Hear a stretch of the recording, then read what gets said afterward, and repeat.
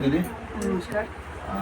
আজকে আপনার এই সিএ ক্যাম্পে এলাম, দেখলাম অনেক লোকজনই বসে আছে। আপনি এই সিএ ক্যাম্পটা কতদিন আগে থেকে শুরু করেছেন? আমি এই সিএ ক্যাম্পটা 1 বছর ধরে চলছে। এটা আমি আগস্টে শুরু করেছিলাম আর এটা জুলাই চলছে, 1 বছর হচ্ছে। এখনো পর্যন্ত কত মানুষকে এই সিএ ক্যাম্প থেকে আপনি পরিষেবা দিতে পেরেছেন? 1200 প্লাস। 1200 প্লাস। ঠিক।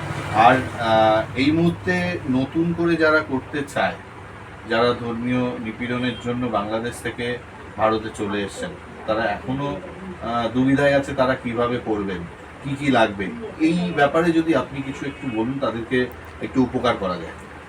আমি তাদের উদ্দেশ্যেই বলতে চাই যারা বাংলাদেশ থেকে নিপীড়িত অত্যাচারিত হয়ে এই এদেশে এসছেন, তাদের উদ্দেশ্যেই বলতে চাই যে আপনারা সকলে সিএটা করে নেবেন। সিএটাই হবে, সিএ সার্টিফিকেটটাই হবে আপনাদের একমাত্র মানে সম্বল বা অস্ত্র, হাতিয়ার।